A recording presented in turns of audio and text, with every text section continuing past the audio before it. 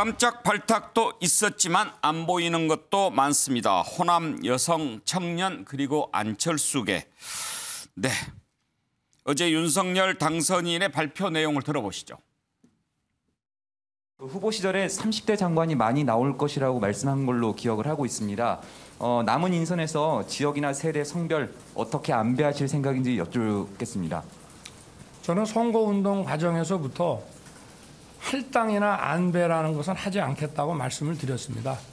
각 부처를 가장 유능하게 맡아서 이끌 분을 찾아서 지명을 하다 보면은 어차피 지명해야 될 공직이 많기 때문에 결국은 저는 대한민국의 그 인재가 어느 한쪽에 쏠려 있지 않기 때문에 지역이라든가 세대라든가 남녀라든가 저는 다 균형 있게 잡힐 것이라고 믿고 있습니다. 예, 자, 패널들의 평가를 한번 들어보겠습니다. 박진영 교수 총평 한번 들어볼까요?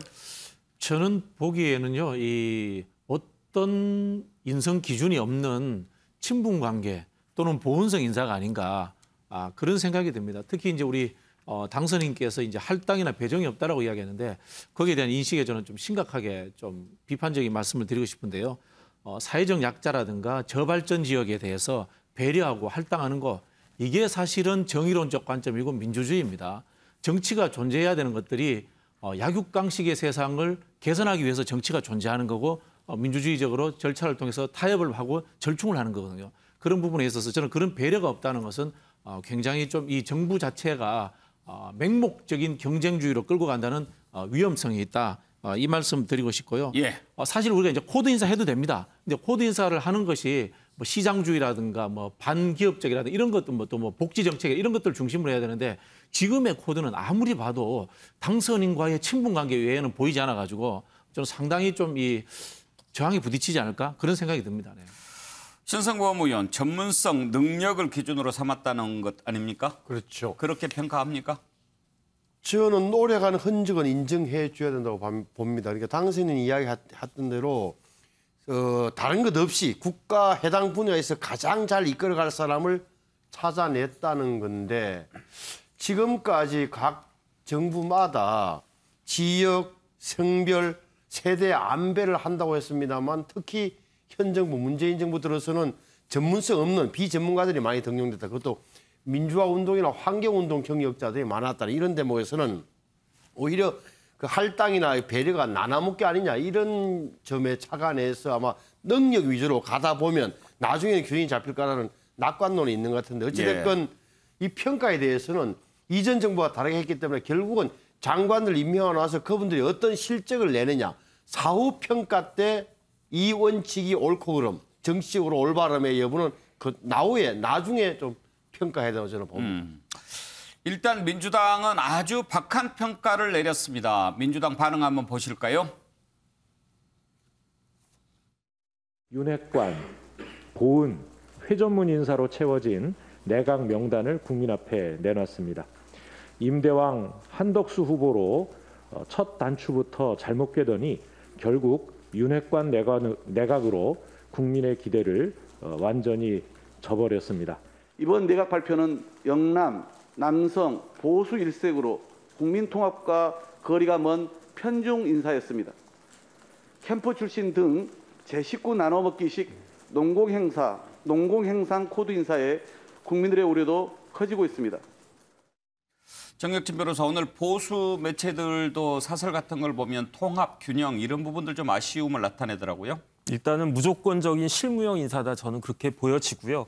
객관적으로 봤을 때 이제 장관 후보자들이 몇 분 빼놓고는 해당 분야에서 경력을 충분히 인정받은 그런 분들이기 때문에 그런데 앵커께서도 말씀하셨지만은 5060이고 여성은 하나도 없고 여성은 이제 여가부 장관밖에 없고 호남은 하나도 없고 그다음에 안철수계도 없고 결국은 실적으로 보여주겠다라고 그 윤석열 후보 그 당선인이 말씀을 하셨다라고 볼 수밖에 없는데 그렇다라고 하면은 실적에 대한 부담감이 다른 경우보다 훨씬 더 크게 작용할 것이 아닌가 일단 그런 생각을 하면서 근데 대신에 이제 아직 청와대도 남아있고 남아있는 또 각부 장관들 더 있지 않습니까? 그때에도 이와 같은 기조가 계속 유지가 될 것인지는 조금 더 지켜봐야 되는 것이 아닌가 싶습니다. 예. 김두수 총장은 전체적으로 어떻게 평가하십니까? 예, 뭐 당선인의 친소관계에 의존했다고 생각이 들고요. 예, 능력으로 뽑는다는 말이 아주 좋은 명분이긴 하지만 이게 잘못하면 이제 앞으로 발목을 잡을 이야기일 수도 있습니다. 그러니까 이 능력이라고 하는 평가라는 게 굉장히 주관적이고요. 그런데 이게 국민 통합 같은 걸 큰 대의를 내세웠는데 국민 통합적 뭐 최소한의 이런 국무위원들이 구성돼야 하는데 그런 요소는 거의 빠져 있으니까 그런 뭐 나름의 가치라든지 이런 걸 가지고 인선했다기보다는 그냥 부분으로 보면 경력은 있지만 그분들이 가장 대한민국을 가장 앞서게 끌어갈 장관으로서의 능력이 있는가는 또 다른 문제다 이렇게 생각이 듭니다. 예.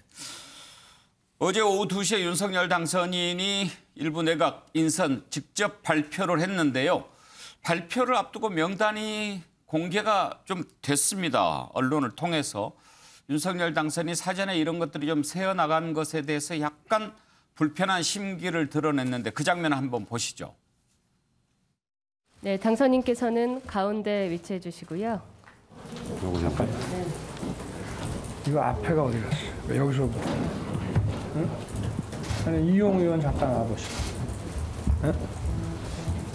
자, 이용 의원 잠깐 오시고요. 이게 왜 앞에가 없어? 여기서부터 시작. 아, 이거 앞에부터 다시 해야지. 빨리. 저 지명사유 저 인쇄가 좀 잘못된 것 같아서. 이제 윤석열 대통령 당선인께서 직접 내각 인선을 발표하시겠습니다. 아니 좀 저 자료가 아직 안 왔습니까? 출력이 아직 예. 제대로 안 됐습니다.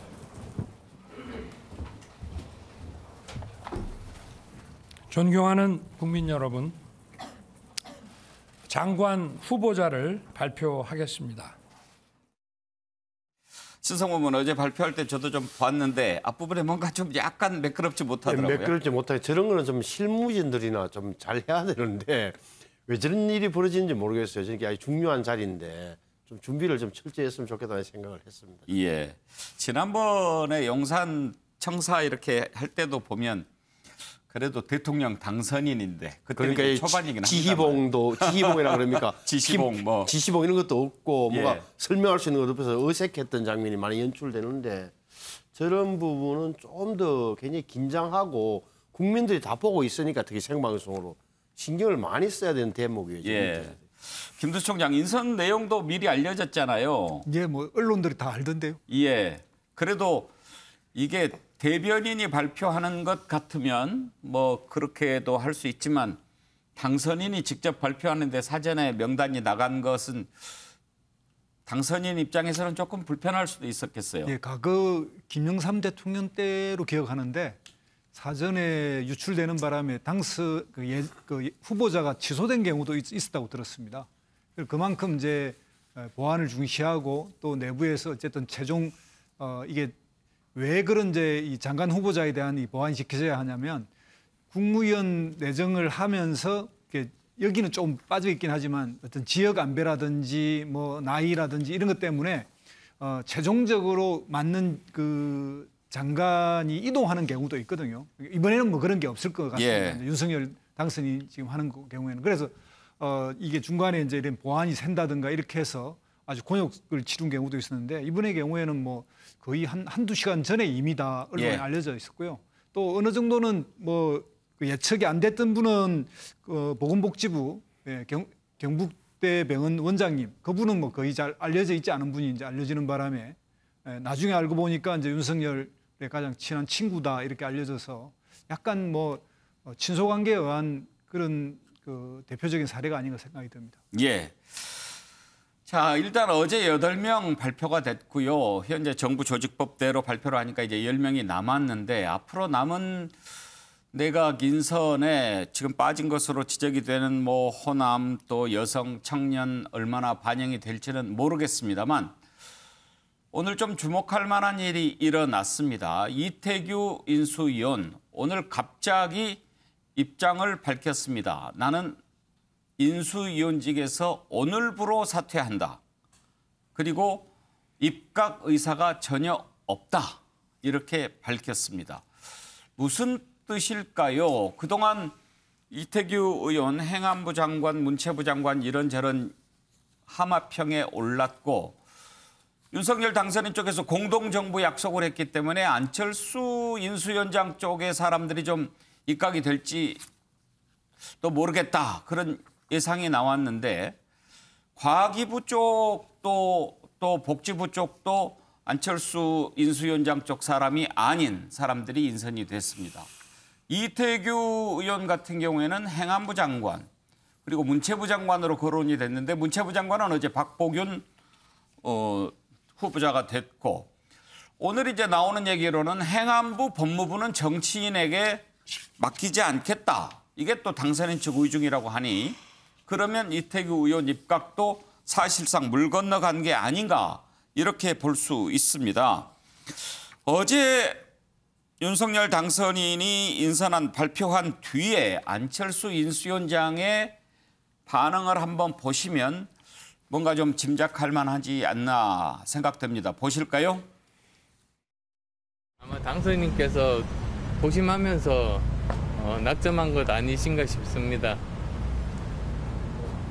위원장님의 뭐 파터라고 할까요? 그런 게 혹시 반영된 게 있을지 궁금합니다. 아마도 본인이 판단하기에 최선의 사람들을 선택하시지 않았겠습니까? 사전 조율된 부분 혹시 있으실까요? 저는 추천을 해드리고 이제 인사에 대한 결정은 인사권자가 하시는 거죠. 왜냐하면 그 책임도 사실 인사권자가 지시게 되는 것 아니겠습니까? 책임도 인사권자가 지는 것 아니냐. 신성범 의원, 저 표현이 좀 걸리네요.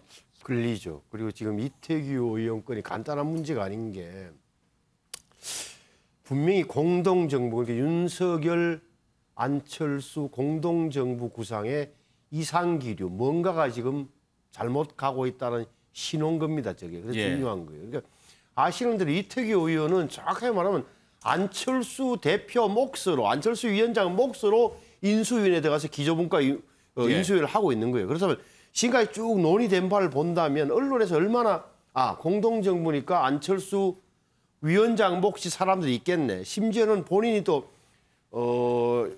총리 안 만난다고 하면서 뭐라 그랬습니까? 훌륭한 장관 후보자를 열심히 추천하겠습니다. 아하.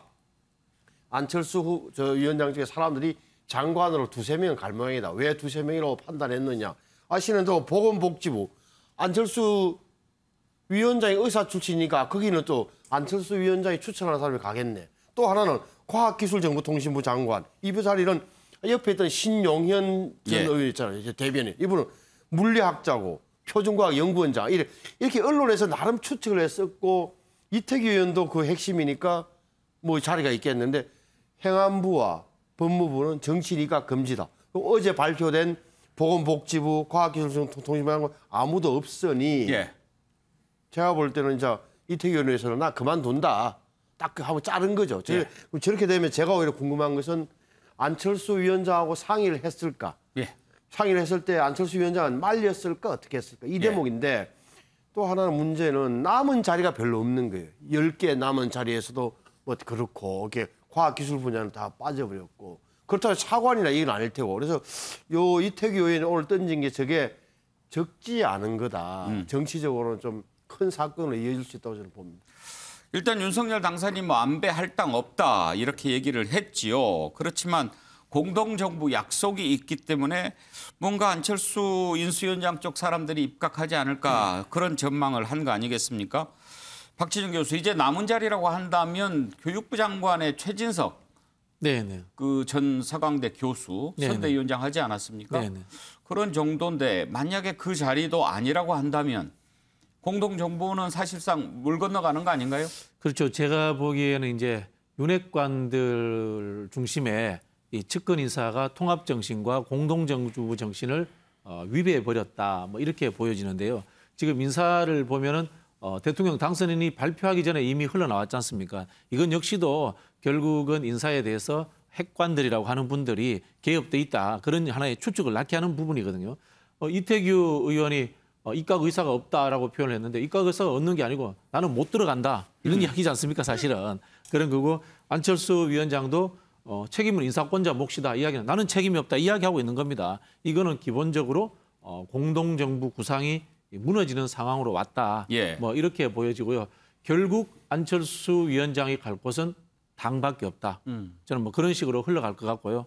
당이라면 합당한 당 아니면 합당하지 않고 합당한 당으로 가야 되겠죠. 합당은 할 것 같습니까? 합당을 하지 않으면은 안철수 위원장은 진짜 또 철수해야 됩니다. 이게 어떤 정치적 지분도 생기지 않지 않습니까? 공동정부에 이렇게 하는 영향을 많이 본인이 이제 도와줬는데 그렇기 때문에 공동정부가 무너졌는데 그래도 이제 정당으로 가서 예. 흔히 하는 여의도 권력의 일부라도 가져야 되는 상황으로 내몰리고 있다. 저는 그렇게 보여집니다. 김두수 총장도 그렇게 보십니까? 예, 뭐 그렇게까지 봅니다. 저 상당히 심각한 수준으로 갔고요. 제가 볼 때는 안철수 인수위원장이 합당 문제까지 거론하면서 과거 DJP 연합이 깨질 때처럼 잘못하면 원상 복귀되는 가능성도 있다 이렇게 생각이 듭니다. 그러니까 지금 보니까 안철수 위원장이 구상한 거는 전혀 반영이 안 됐거든요. 이거는 공동정부에 뭐 공짜도 접근하지 않은 거기 때문에 안철수 위원장 입장에서는 오늘 내일 심각하게 고민하게 될 거고 지금 뭐 공천도 그렇고 또 장관 내정자에도 그렇고 철저하게 이렇게 물을 먹어서 흔히 말하는 토사구팽에 전행이 되는 것 같은데요. 그렇다면 안철수 위원장 입장에서 꺼낼 수 있는 카드는 합당을 거부하고 독자 노선을 가는 거거든요. 그것까지 심각하게 고려해야 다시 길이 열릴 거다 이런 생각이 듭니다. 예. 당선인 측은 지금 이런 현상의 현실에 대해서 어떻게 반응하고 있을까요? 장제원 비서실장 얘기를 한번 들어보죠. 입각 명단에서 안철수 개가 한 명도 없었다. 안철수 개 누구게 우리 윤석열 개는 있습니까? 개로 얘기하는 건 그렇고요. 안 위원장이 추천한 인사가 있다고 했는데. 추천 많이 받죠. 많이 받고요. 오늘 오전에도 안철수 위원장과 1시간 정도 소통을 했습니다. 얘기를 하고 있습니다. 안철수 위원장과 저하고 자주 만나서 소통하고 있고 어쨌든 이태규 의원님하고 저는 이 정권 창출 또 이 정권에 대한 참 무한한 책임을 가지고 있고요. 또 두 사람 간의 신뢰는 저는 변치 않고 있다 이렇게 생각합니다. 혹시 오늘 이태규 의원님이랑 통화나 오늘 못했습니다. 네, 내가 그래서 오면서 얘기를 들어가지고 한번 연락을 취해볼 생각입니다. 정혁진 변호사는 왜 이태규 의원이 저런 글을 올렸다고 생각하십니까? 일단은 장제원 그 비서실장이 저렇게 이야기하면 안 되죠. 왜냐하면 지금은 모든 사람이 윤석열계 아니겠습니까? 그러니까 안철수를 따르는 몇몇 사람은 안철수 계가 되는 거고 나머지 모든 사람은 윤석열 계인데 사실은 책임자 입장에서 제일 듣기 싫은 말이 책임이란 말이거든요. 책임 운운하면 그거는 굉장히 이제 듣기 싫은 말인데 그 이야기를 다른 사람도 아닌 인수위원장이 하셨단 말이에요. 그래서 그거는 사실 조금 문제가 있다 그런 생각이 들고. 인수위원장?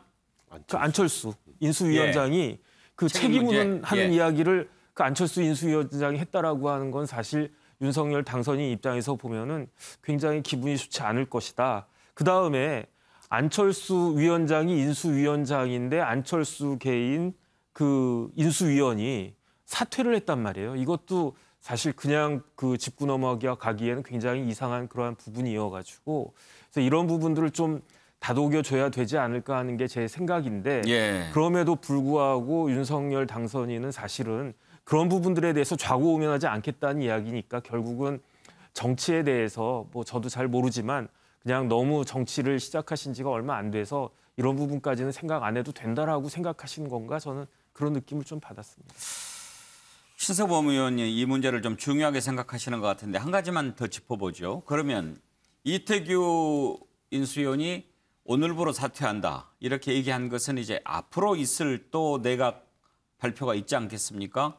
그걸 좀 겨냥한 측면이 있다고 봅니다. 아니, 저는 오늘이라는 것은 자기의 단호한 의지를 지금 이 순간 오늘부로 그렇게 말씀하셨던 입각 의사 전혀 없다. 지금은 나를 불러도 나는 안 들어가겠다는 오히려 그런 걸로 보여지는 거죠. 예. 오히려 배수의 진을 친다. 배수의 진은 미래를 보는 게 아니라 제 느낌으로는 결정 못하고 주저주저하는 안철수 위원장 대신에 내가 전면에 서서 이걸 돌파해내겠다는 그런 취지도 보여요. 예. 안철수 지금 위원장의 말씀을 잘 들어보시면 추천은 내가 하지만 결정은 어차피 윤석열 당선인이 하는 건 아니냐. 약간 현실 인정 쪽으로 가는데 제가 볼 이태규 의원은 여기에 대해서도 불만이 있는 것 같아요. 왜 위원장 그대로 있습니까 하면서 저는 완전히 먼저 흔히 기자들 하는 말로 찔렀다. 먼저 찔렀다.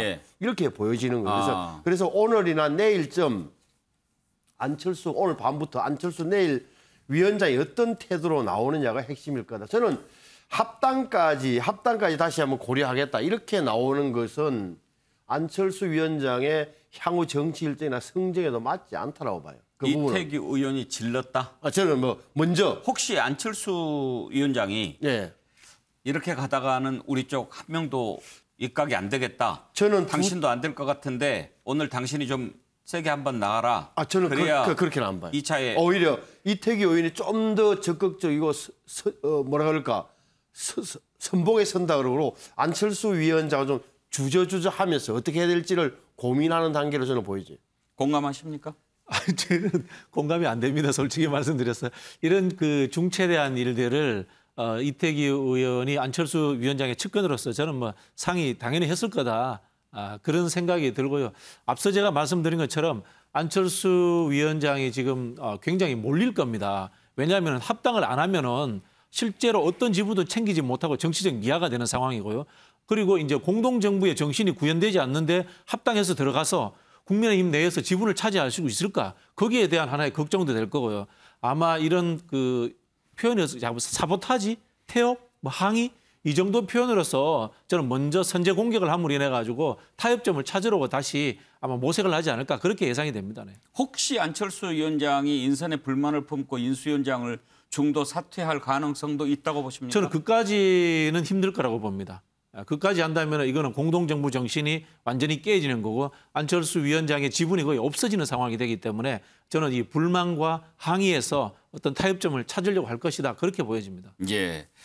자, 이 부분이 어떻게 진행될지 한번 봐야 되겠는데요. 자, 깜짝 발탁도 있었습니다. 원희룡 전 제주지사의 국토교통부 장관 임명이었는데요. 자, 어제 그 내용 한번 보실까요? 국토교통부 장관 후보자에는 원희룡 전 제주지사입니다.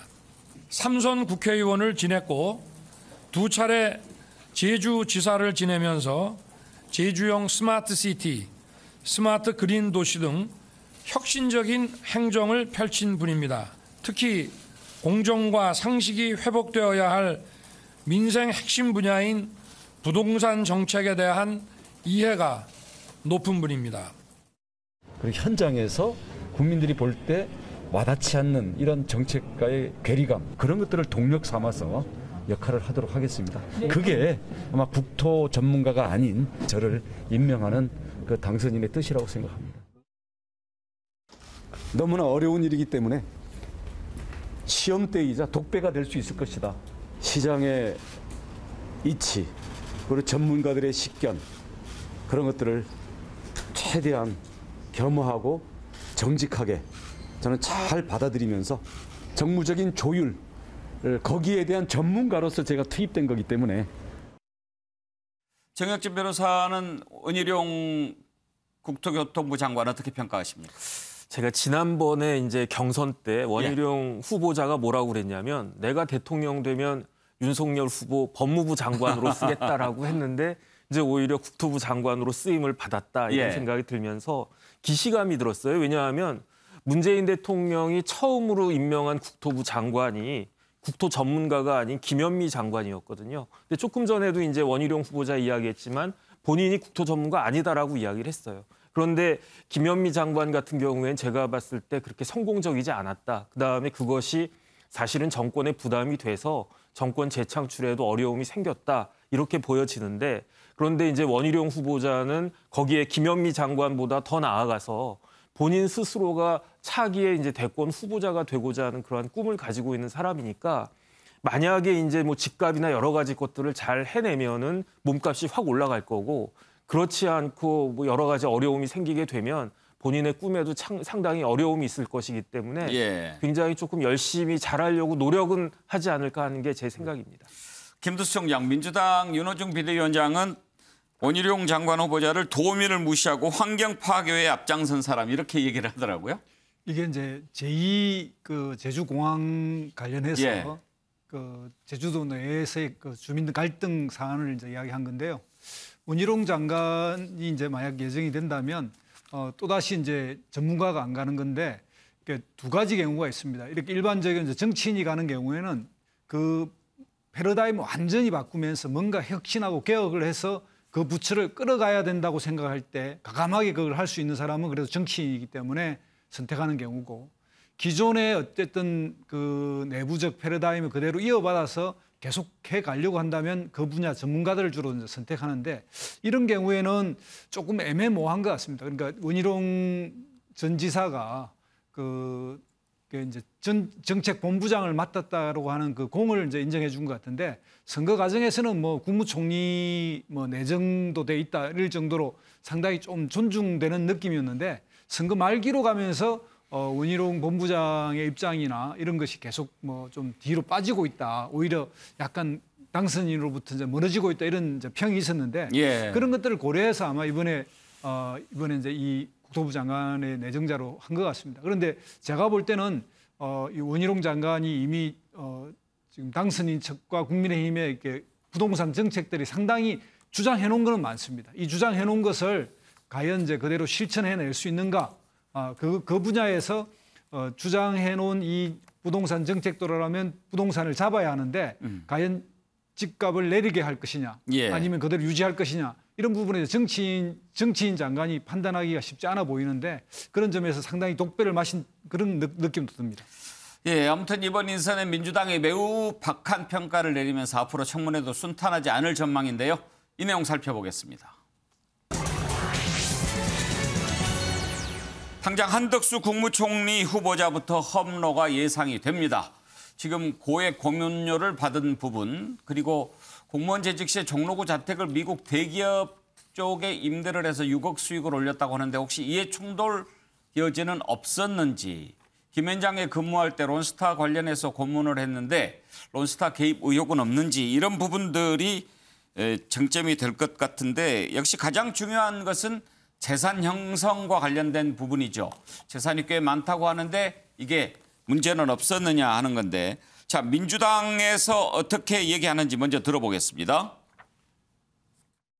윤석열 정부의 성공을 가늠할 첫 내각인 만큼 우리 민주당도 무거운 책임감을 갖고 철저한 검증으로 견제에 소임을 다할 것입니다. 우리는 어떤 내란도 하지 않겠습니다. 오직 법과 원칙, 공정과 상식, 도덕과 양심의 어긋남이 없는 후보인지 정밀하게 살펴보며 한덕수 후보가 국민통합과 민생 해결의 창구가 될 것인지, 아니면 대기업 로비스트들의 창구가 될 것인지 꼼꼼하게 검증하겠습니다. 신성범 의원은 어떻게 전망하십니까?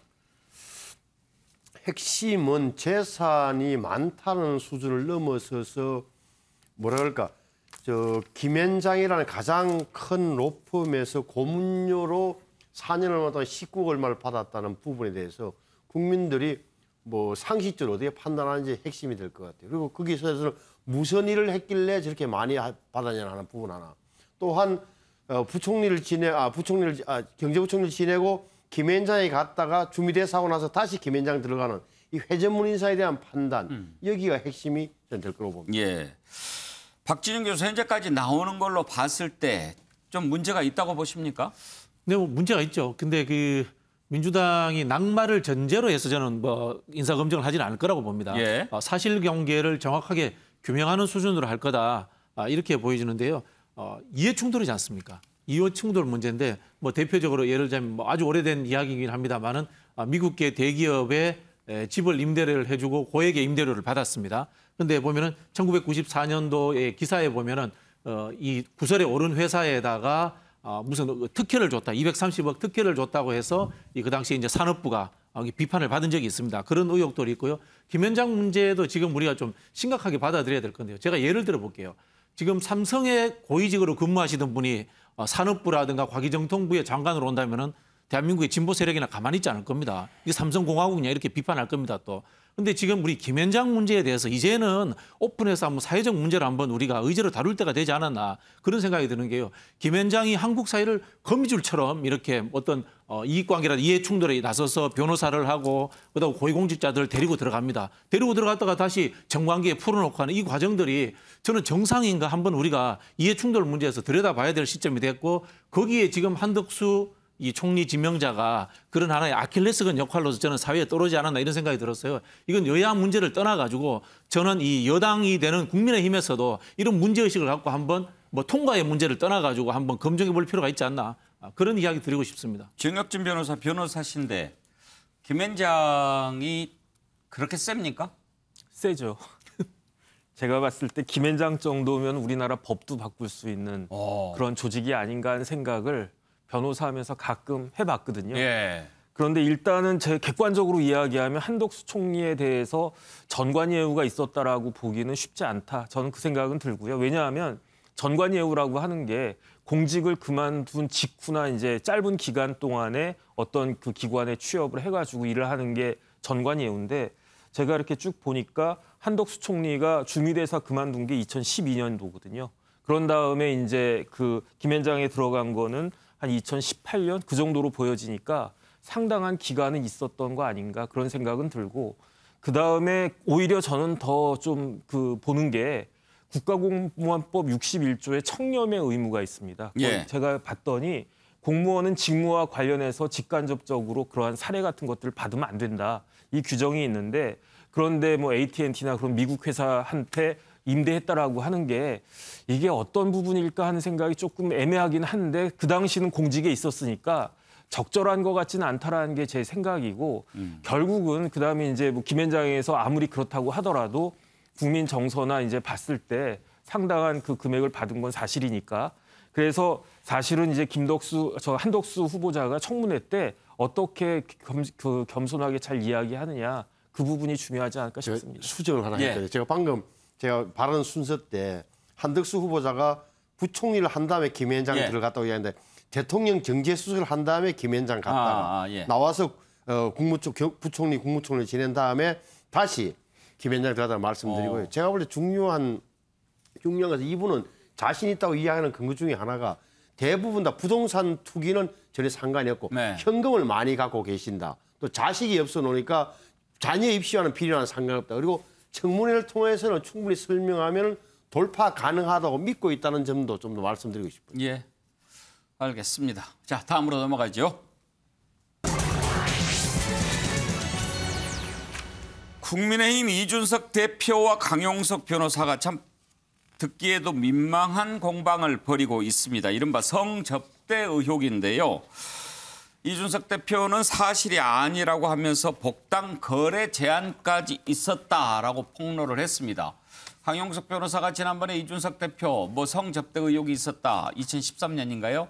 이런 것을 문제로 한번 삼은 적이 있었죠.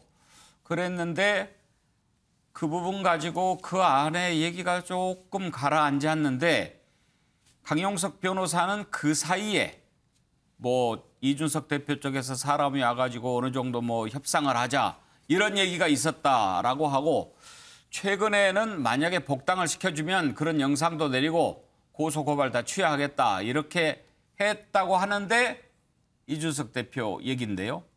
그걸 또 반박하고 진실이 뭘까요? 참 궁금합니다. 알고 싶지도 않고 알아야 될 것 같기도 하고 관련된 얘기들 한번 들어보시죠.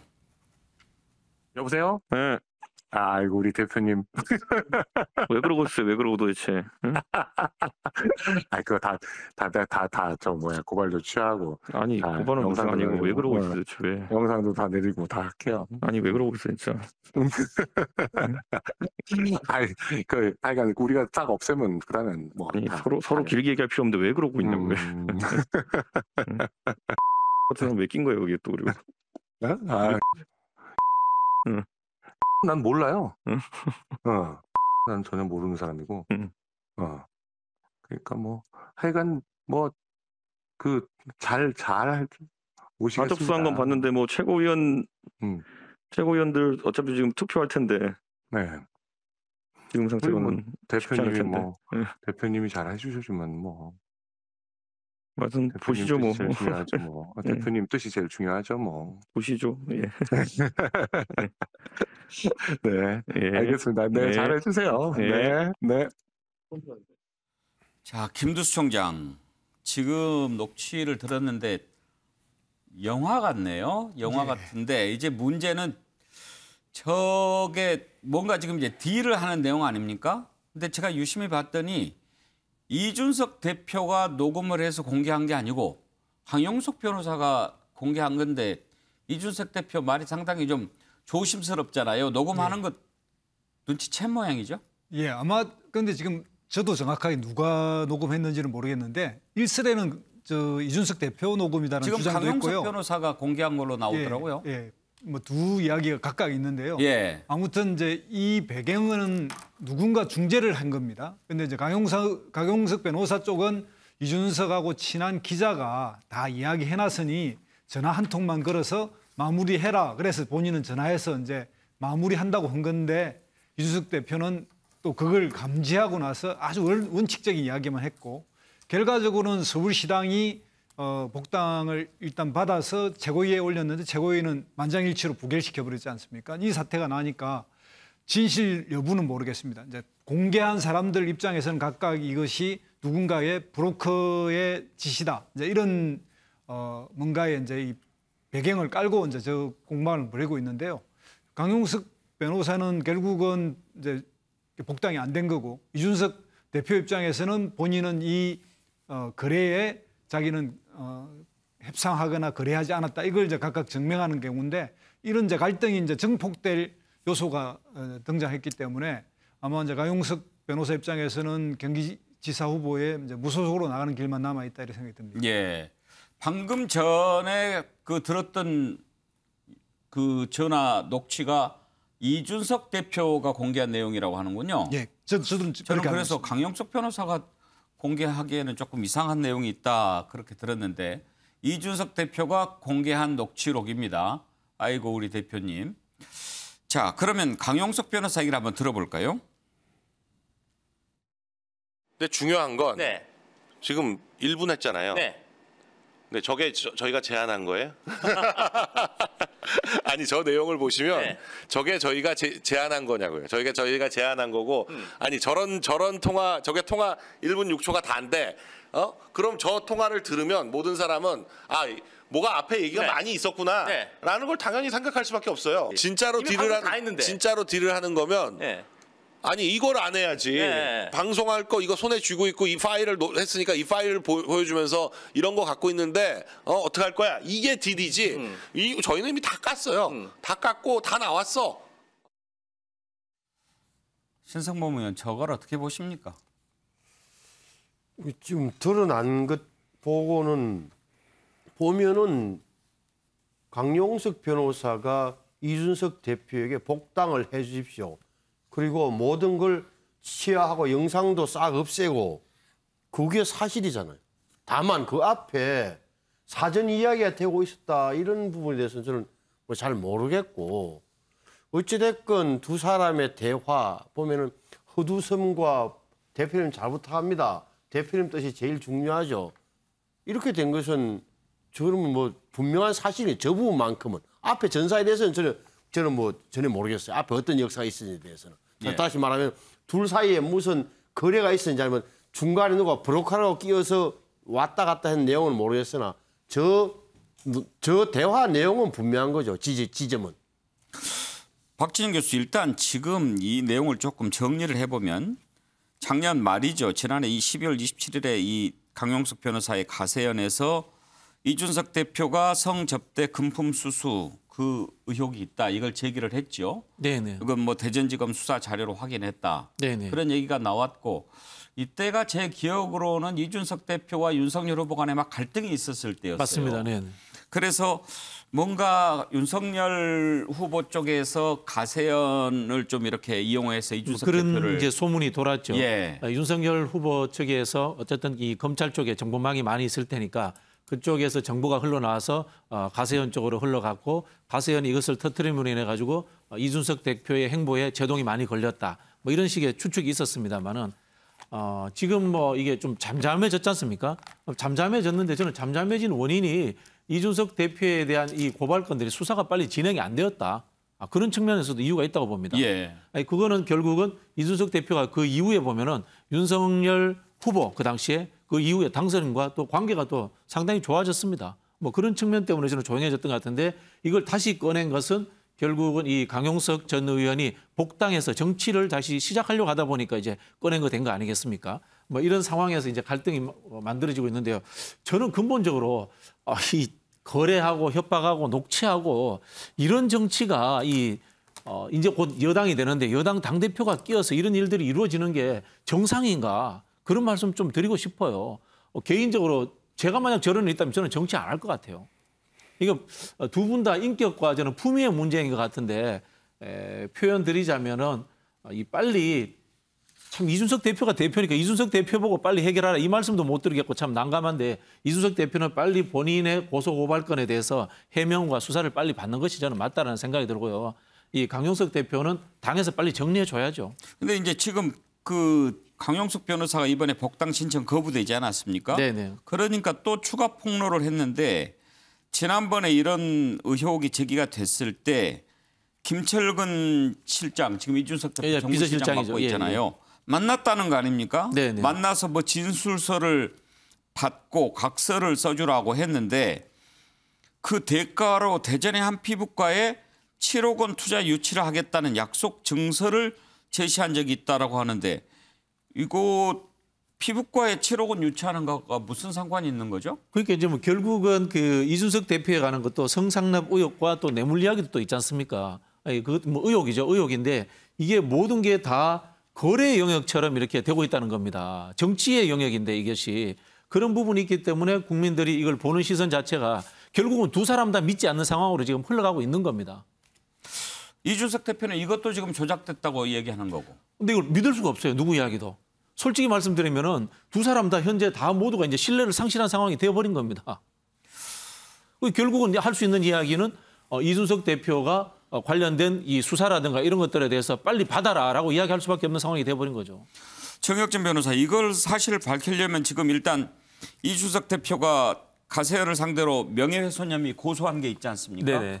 이걸 수사를 해보면 좀 나오지 않나요? 그런데 이제 수사하려면 좀 시간이 걸릴 것 같고요. 저는 이해가 안 되는 게 이준석 당대표는 항상 전화기가 자동 녹음된다고 그랬어요.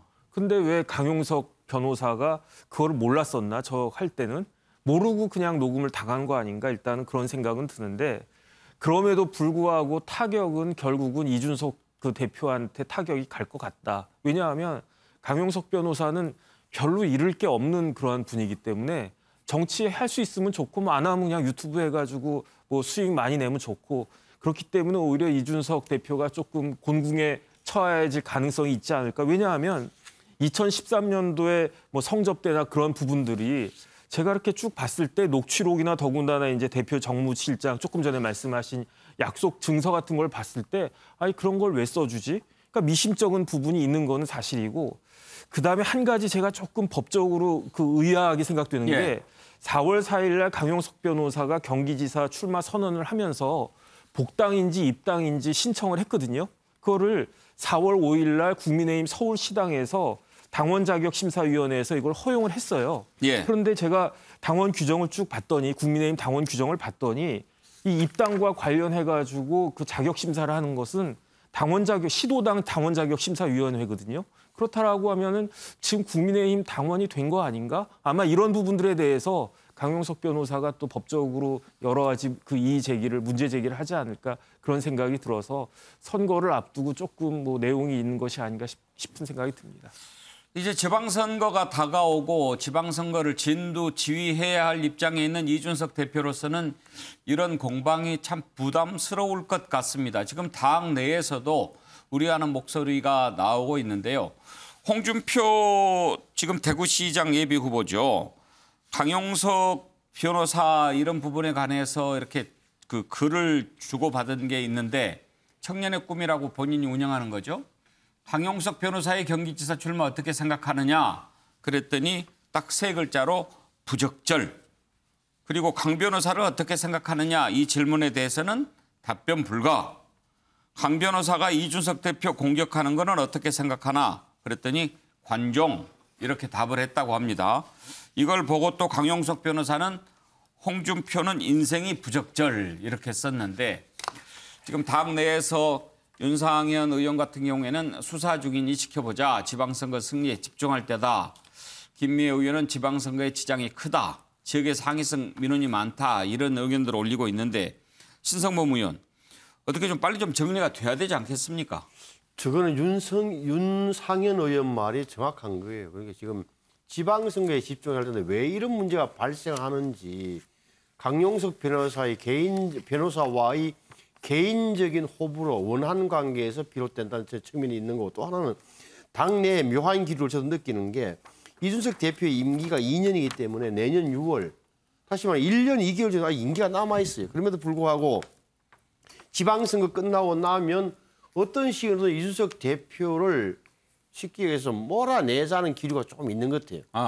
그런 부분이 이게 다 투영되는 거예요. 이게 결국은 이제 뭐 어떻게 본다면 뭐 당내 주도권 싸움이랄까 이런 부분이 좀 이미 촉발됐다. 물론 이준석 대표의 은행이나 이런 게 가벼움 때문에 생긴 문제일 수도 있겠으나 본질적으로 당내에 흐르고 있는 두 가지 기류. 뭐 제가 뭐 굳이 설명 안 하겠습니다만 기류에 좀 연장선상에 있다고 보는 게 맞는 것 같아요. 예. 자, 국민의힘의 이준석 대표 리스크가 있다면 민주당은 또 송영길 전 대표 리스크가 있죠. 인용 살펴보겠습니다. 송영길 전 대표 서울시장 출마를 놓고 당내 의견이 분분합니다. 오늘 박지현 민주당 비대위원장이 공개적으로 서울시장은 새로운 후보를 찾아야 한다 이렇게 얘기를 해서 앞으로 어떻게 전개가 될지 주목이 되는데요. 박지현 비대위원장 발언을 들어보시죠. 저는 민주당의 기득권을 지키기 위해 이 자리에 있는 것이 아닙니다. 그동안 민주당이 잘못한 것을 바꾸고 당을 쇄신하기 위해 여기 있다는 점을 분명히 말씀드립니다. 서울은 새로운 후보를 더 찾아야 합니다. 청년과 여성을 대표할 후보를 찾아 1명 이상 본 경선에 참여시켜 경선 열기를 높여야 합니다. 예, 자 박지현 비대위원장 공개적으로 송영길 대표로는 안 된다 이런 입장을 밝힌 거죠. 박진영 교수 비대위원장 공동 비대위원장이긴 합니다만, 네, 선을 딱 긋는 거죠. 근데 뭐 이길 수 있는 후보를 찾는 게 중요하죠. 예, 저는 뭐 청년 여성을 찾으면 더 좋겠지만 이길 수 있는 후보를 찾는 것이 정답이 아닌가 그런 생각이 들고요. 만약에 이길 수 있는 후보를 찾지 못하는 상황에서 현재 아마 제가 알기로 송영길 의원이나 박영선 전 의원 이런 분들이 여론조사가 잘 나올 겁니다. 그나마. 그런 분들을 과도하게 이렇게 저격하는 것도 전략적으로 보면은 좀 안 좋을 수도 있습니다. 왜냐하면은 지금 송영길 대표가 참 상황이 그렇게 된 게 물러나지 않겠다는 것을 너무 강하게 지금 내비치고 있어요. 우리 보편적으로 생각을 하자면은 인천에 국회의원 하다가 서울에 온다는 게 상식적으로 좀 맞지 않는 측면도 있습니다. 그리고 대표 시절에 뭐 586 용퇴했다가 출마하는 것도 맞지 않는 측면도 있습니다만은 후보가 없었기라는 것도 또 현실이거든요. 경쟁력 있는 후보가 송영길 대표만큼도 안 나오는 후보였기 때문이라는 것도 있었기 때문에 결국 이것을 넘어서려면은 송영길 대표보다 지지율이 높은 후보를 찾아오겠다라는 걸로 저는 전개되는 것이 맞고 그 과정에서 송영길 이 대표를 겨냥한 상호 비판은 가능하면은 저는 줄이는 것이 맞다 그런 생각입니다. 그러면 송영길 전 대표 출마의 불가피성을 인정하시는 겁니까? 후보가 없기 때문이라는 측면에서. 그동안 얘기해왔던 것과는 조금 입장이 달라지신 것 같은데요. 아니 앞에서 제가 비판을 했습니다. 인천에서 서울 오는 것은 뜬금없다. 예. 그리고 586 용태도 앞뒤가 안 맞다. 그럼에도 불구하고 이제 정치라는 것은 이겨야 되는 현실이기 때문에 그런 부분도 좀 절충해야 되지 않나 그런 생각입니다. 일단 뭐 인천에서 서울로 온 것 이 부분을 놓고 연고 얘기를 하는데 송영길 전 대표 어제 그 부분에 관해서 서울과 인연 자기가 없지 않다라고 얘기를 했는데 뭐라고 했는지 한번 들어보시죠. 저는 서울에서 대학을 나왔고 제 아내는 서울 토박입니다. 서울에서 대학을 나오고 제 아들 딸도 서울에서 대학을 나왔습니다. 제 직장 여의도가 서울입니다. 국회가. 22년 여의도 국회의사당에 근무를 했습니다. 제가 사법연수원 학교에 있을 때는 서초 있는 사법연수원에 다녔습니다. 우리가 서초고등학교로 그랬습니다. 삼풍백화점이 무너질 때 바로 제가 그 앞에서 밥 먹고 있었습니다. 봉천동에서 신혼살림을 하면서 제가 신림동 고시촌에 학원 강사로 뛰면서 제가 뒤늦게 사법시험에 합격했기 때문에 생활비를 벌어야 됐습니다. 서울은 모든 대한민국 국민이 꿈을 이루는 대한민국의 수도입니다. 예, 서울과의 인연을 강조하는데 김두수 총장, 상품백화점 무너질 때 그 앞에서 밥을 먹었다. 서울 사람이다. 이런 논리인가요? 예, 뭐 대한민국 국민의 절반이 지금 수도권에 살고 있는데 그중에 또 서울에 어쨌든 뭐 1,000만 가까이 인구가 살고 있고 거쳐간 사람들은 대부분일 겁니다. 그 한 절반 정도인데 그걸 이제 인연으로 강조하는 것은 조금 궁색해 보이고요. 실제 그렇다면 뭐 서울에서 국회의원 생활을 했어야죠. 근데 이제 인천이라고 하는 부분에 자리를 잡아서 했기 때문에 너무 저걸 이제 강조하면 안 좋은 것 같은데 다만 지금 민주당 입장에서는 비대위가 꾸려질 때 그리고 또 서울시장 후보를 찾을 때 이럴 때 좀 첫걸음, 첫 출발이 좀 꼬인 것 같습니다. 그게 좀 사전 정지 작업이나 또 서울 같은 경우는 좀 특별지구로 지정을 해서 비대위 차원에서 책임을 지겠다 해서 좀 그 프로세스 과정 관리를 좀 했어야 되는데 일반적인 그냥 날짜와 이런 거에 다 얽매이다 보니까 지금 현재는 후보 등록돼 있는 사람도 한정돼 있는데 만약에 이번 비대위가 발표한 대로 특별히 이제 청년이나 여성을 추가로 모집하려고 한다면 또 당규나 이 현장에 특별 계류를 해서 바꿔야 합니다. 그래서 굉장히 여러 가지가 상당히 어려운 사정이 생겼는데요.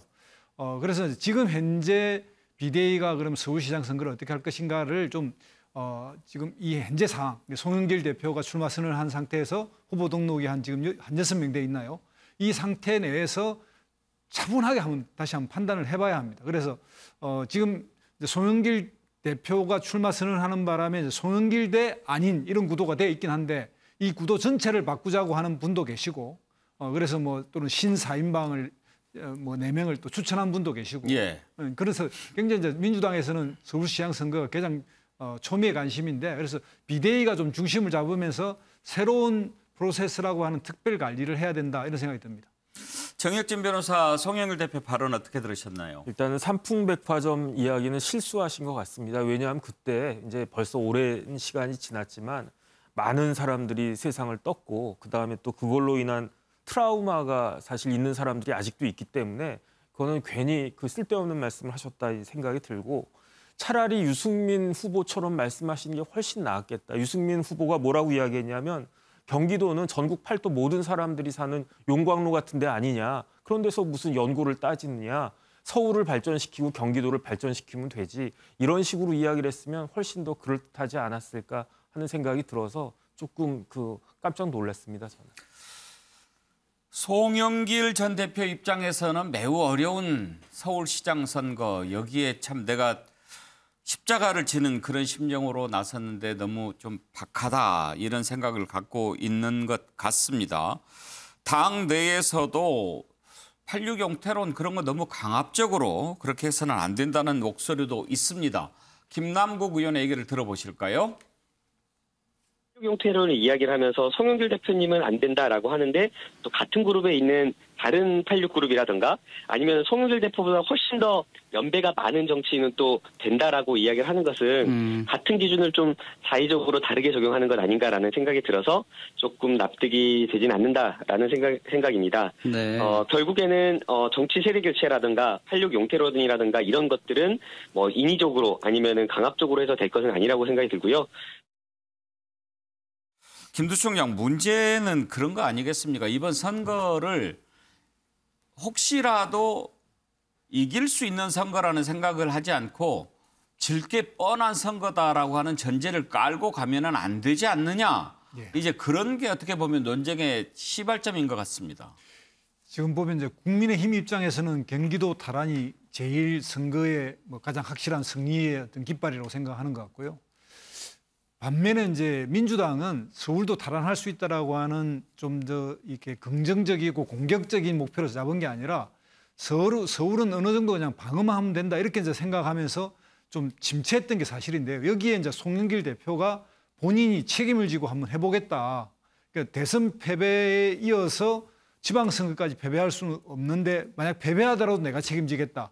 이런 자세로 나온 거는 좋은데 그렇게 됨에 따라서 어떤 일이 벌어졌냐면 민주당 내에서 후보 찾는 문제라든지 후보의 어떤 이런 전략적 판단을 할 수 있는 이런 여지가 너무 많이 없어져 버렸어요. 그러니까 당대표가 나왔는데 여기에 이제 도전할 수 있는 뭐랄까요, 좀 다른 후보들의 이런 가능성을 봉쇄해 버렸기 때문에 여기에서 이제 논쟁이 시작된 것 같고 본인이 또 그 앞에 했던 말들, 뭐 586 용태론이라든지 이런 것들이 다 얽혀가지고 이게 이제 스텝이 꼬여버렸는데요.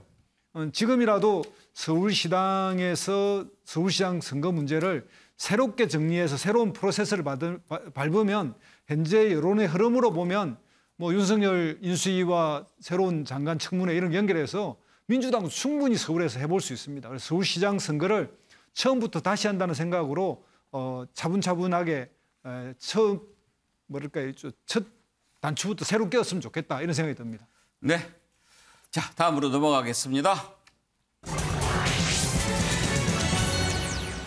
검수완박, 검찰 수사권 완전 박탈 이런 얘기죠. 검찰 수사권 폐지를 놓고 지금 검찰과 정치권이 매우 뜨겁습니다. 오늘 검찰은 긴급 회의를 열어서 절대로 안 된다 이런 입장을 정했는데요. 김호수 검찰총장 직을 걸고 막겠다는 입장까지 밝혔습니다. 오늘 들어보시죠. 검찰이 수사를 못하게 되면 범죄자는 제대로 처벌되지 않고 피해자의 고통은 늘어납니다. 만약 검찰 수사 기능이 폐지된다면 검찰총장인 저로서는 더 이상 직무를 수행할 아무런 의미가 없습니다. 저는 직에 연연하지 않겠습니다. 어떠한 책임도 마다하지 않을 것입니다. 저와 대검은 여러분들의 뜻을 모아 사력을 다해 국민을 위한 형사사법 제도를 지키겠습니다. 감사합니다. 정혁진 변호사 오늘 전국지검장 회의를 열었다고 합니다. 거기에서 검수완박하면 검찰 존재 의의가 사라진다 이렇게 입장을 정했다고 하는데 검찰은 아주 강하게 반발하고 있는 거죠. 제가 곰곰이 생각을 해보니까 이거는 의사 보고 수술하지 말라고 하는 거랑 똑같은 거 아닌가. 의료사고 좀 났다고 해가지고 의사는 수술하지 말고 뭐 차라리 간호사가 수술해라 이런 식으로 하는 것이 아닌가. 그다음에 이제 제가 이렇게 쭉 공부를 해봤어요. 그랬더니 검찰이 수사를 못하게 하는 선진 입법례가 없습니다. 그래서 많은 사람들이 그 기소권과 수사권이 분리되는 것이 마치 선진적인 것처럼 그렇게 이야기를 하는데 제가 이렇게 쭉 찾아봤어요. 독일 형사소송법 161조에는 검사는 수사의 주재자라고 되어 있고요. 프랑스 형사소송법 41조에도 사법경찰관을 지휘해서 검사가 사법경찰관을 지휘해서 수사를 한다. 이런 식으로 다 규정이 되어 있고 영국이나 이제 미국 같은 경우는 불문법이니까 그래도 이제 찾아보면은 검사가 수사한 케이스가 너무나 많고 그다음에 이제 제가 궁금해가지고 도대체 민주당에서 검수완박 입법안을 갖다 봤더니 가장 단순한 거는 우리나라 검찰청법이 있거든요. 이 검찰청법을 단순하게 폐지하는 것으로 검수완박이 될 수 있을 거다라고 생각을 하는 것 같은데 그런 입법안이 김용민 의원이 2020년도 말에 그 제안을 했더라고요.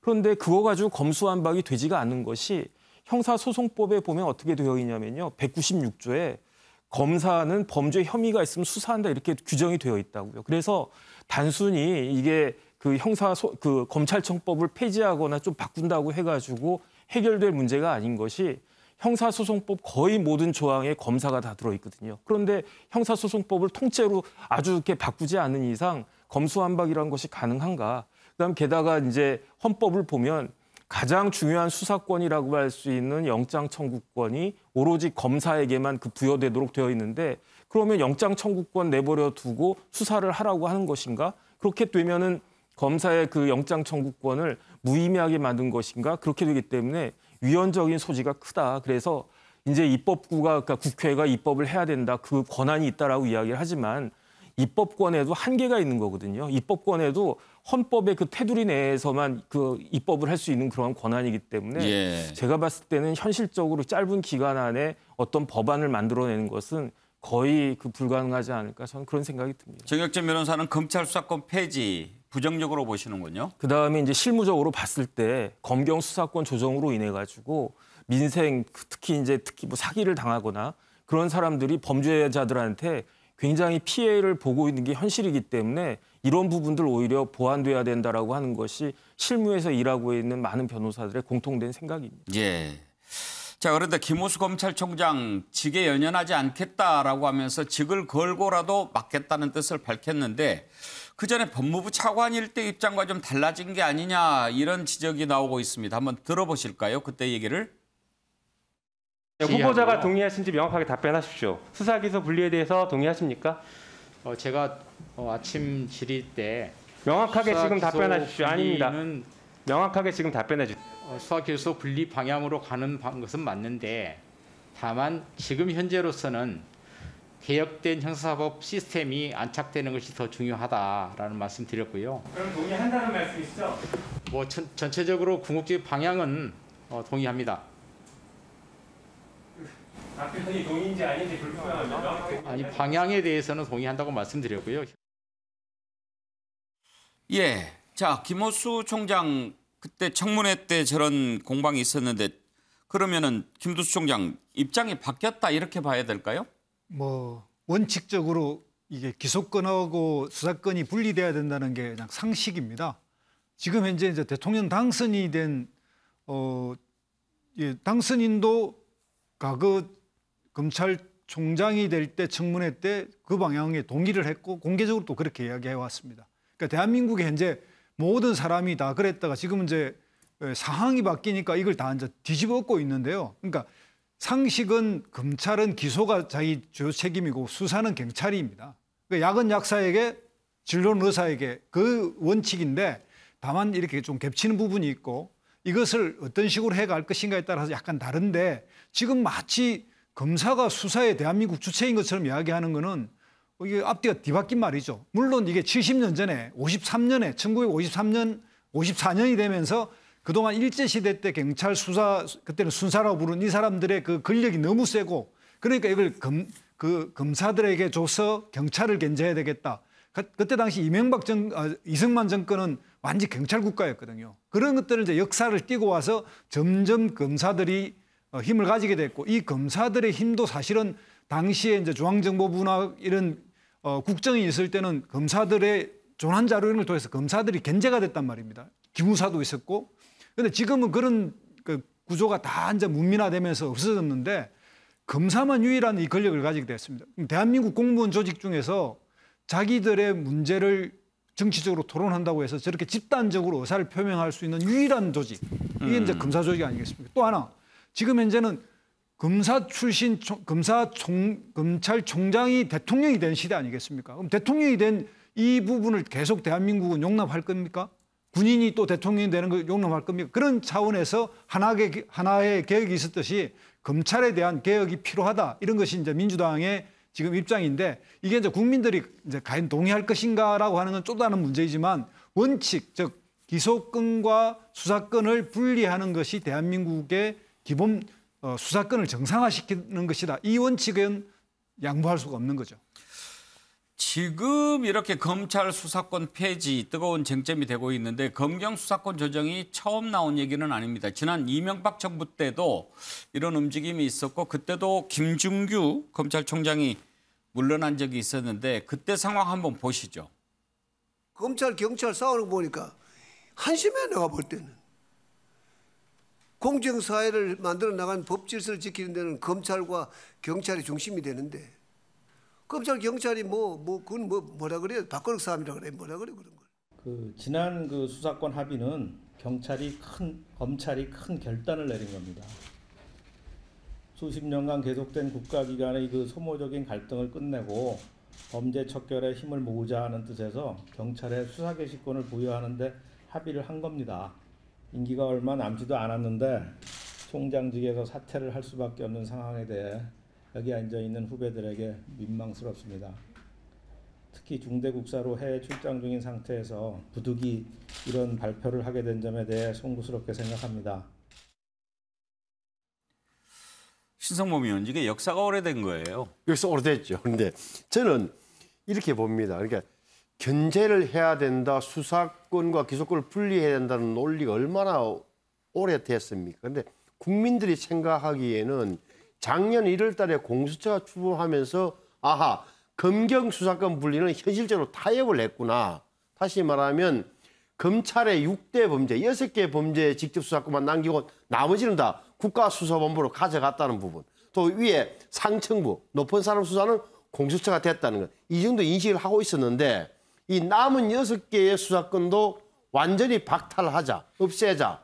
그걸 이제 민주당이 추진하는 거예요. 왜 지금이냐? 여러 가지 이유가 있겠습니다만 제가 보기에는 새 정부가 들어서면 너무 검찰권이 세지니 윤석열 정부 출범 이전에 검찰의 수사권을 아예 없애자, 빼앗자 이렇게 시작된 겁니다. 이게. 이렇게 되면 명분이 있으려면 국민들이 보기에는 맞아. 지금 6개도 너무 많아. 다 해야 돼. 이렇게 갈 수 있겠느냐. 안 되는 이유가 방금 정의재 변호사 이야기했지만 지금 현장에 가보면 말이죠. 경찰이 대충 수사해가지고 또 검찰이 재수사, 보안수사 요구하면서 왔다 갔다 하면서 사기 사건 같은 게 굉장히 수사 적체가 있어가지고 불만이 많다는 게 현장의 소리예요. 그래서 제가 볼 때는 힘을 별로 못 받을 것 같아요. 지금 이렇게 뜨거운 것은 민주당이 거의 문재인 대통령 임기 안에 이 부분을 정리를 하려고 하는 움직임이 있기 때문에 더욱 그렇습니다. 지금 이제 사보임이라고 하죠. 법사위원들 한 명을 뭐 사임시키고 그 자리에 양양자 무소속 의원을 보임을 시켰는데 이런 부분들이 바로 속도전 때문에 아니냐 이런 의구심을 국민의힘으로부터 갖게 하는 거죠.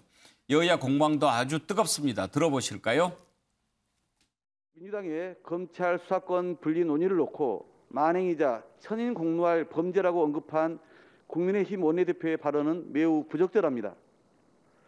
국민의힘과 인수위원회는 입만 열면 협치를 말하는데 과연 이런 거친 도발적 표현으로 원내 일당의 협조를 끌어낼 수 있겠습니까? 그동안 우리 민주당은 검찰 수사권 분리에 대한 당내 의견 수렴에 집중해 왔습니다. 검찰 수사권 분리라는 대원칙에 대해서는 대부분 동의하였고 후속 조치 등에 대해서도 상당 부분 의견이 모아지고 있습니다. 내일 정책구청에서 국민과 당원, 지지자들의 뜻이 더해져 결론에 도달하게 되면 국민과 역사를 믿고 자고우면하지 않겠습니다. 이 검수완박법이 국회를 통과하게 되면은 각종 권력형 비리, 부정을 포기하겠다는 것과 마찬가지입니다. 그리고 특정인과 민주당이라는 내의 핵심 인사들 그리고 민주당에 대한 검찰 수사를 완전히 막겠다는 것입니다. 진 교수 의견 한번 들어볼까요? 2019년 3월 26일 날 이 한국당입니다. 권성동 의원이 그 당시에 사법개혁특위위원장입니다. 수사 그다음에 기소 분리 법안을 이분이 냈습니다. 법안을 제안한 적이 있습니다. 이게 법률 제도라는 것에 대해서 우리가 잘못된 인식을 갖고 있는데요. 정답이 존재하는 게 아닙니다. 역사적 상황과 시대적 상황에 따라서 바뀌는 겁니다. 조선시대하고 지금하고 다른 거지 않습니까? 똑같은 이야기입니다. 우리 옛날 어떤 이야기 했었냐면 일제에서 해방이 됐습니다. 일제강점기에서 해방이 됐는데 친일 경찰들 없애면은 치안 유지가 안 된다. 그런 이야기 했었습니다. 그래서 우리 친일 경찰 청산하지 못한 겁니다. 지금 상황을 한번 보십시오. 지금 검찰 출신이 대통령이 됐습니다. 그리고 검찰의 권력이 커졌다는 것은 누구나 다 생각하고 있는 겁니다. 그런 시기이기 때문에 지금 검찰 개혁을 마지막으로 방점을 찍자라는 겁니다. 네, 알겠습니다.